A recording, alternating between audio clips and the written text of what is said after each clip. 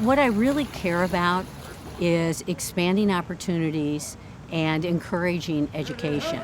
And swimming and competitive swimming is just a vehicle in order to do that. When Varney Freerks talks about swimming, it's more than a sport. It's about life. I think adaptability, flexibility, the importance of being involved with others, the importance of teamwork. Freerks' career began at the young age of 4. She was the 5th of 5 swimmers in her family. And it goes back to my father. I think, honestly, the greatest gift he gave me was helping me pursue swimming, teaching me how to swim. It's been a lifelong passion and a lifelong theme of mine, and it's touched me in so many wonderful ways. She became a nationally ranked swimmer, but that success also led to perhaps her first life lesson. I was the national record holder in the 50-yard butterfly. So we went to Canada. I was representing the United States. I had all my USA stuff on. I was totally excited. And the first race was the girls' 50-yard butterfly, and I was disqualified. Disqualified means she made an error in her technique. Terry felt badly and approached her coach. He said, well, that's okay. These things, they happen. And so he taught me how to be with mistakes. She got back to work, breaking records and qualifying for the Olympic trials. She also met her future husband. Stan was actually swimming on another team, and he would get out of the 200 fly and I'd get in the 200 fly, so our paths would cross. Terry was named an All-American swimmer while attending Arizona State. But then, another setback. Because I had to leave the university because there were no funds to continue to pay it, and there was no Title IX yet, so there were no scholarships for women. Freerks came home, enrolled at the University of Missouri St. Louis, and channeled her love of swimming into a coaching job.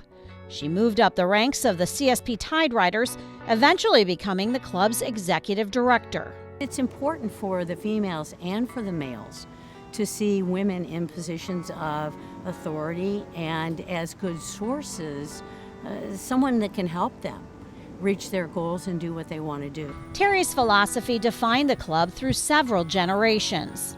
She was always looking for ways to improve the swimmers, not just the body, but the mind. And she was always focused on the mental health of kiddos and young swimmers, and those she was teaching.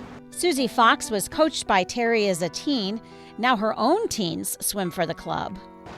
She was very inclusive, very supportive. She wasn't warm fuzzy, and that's not what we needed. We needed somebody who believed in us, who was strong and fair and hard.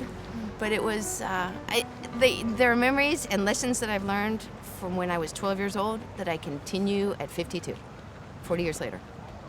Terry is one of the longest-running female swim coaches in the United States.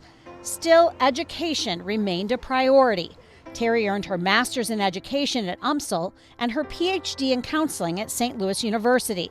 She opened her own practice in addition to coaching. Coaching and counseling are very similar. You have people who want to get from point A to point B, and they want to enhance their quality of life, meaning, they're functioning, and they don't want to get in their own way. So, you help them with that. So there's counseling that goes on in coaching, and there's coaching that goes on in counseling.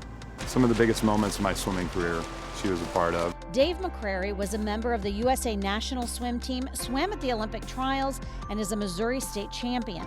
But when he first came to CSP and coached Terry, it was a vulnerable time. I came from a coach, and today's standards, he'd be abusive. So I needed something. I left that. I was tired of that situation. So she was great for that. She was ahead of her time, in my opinion.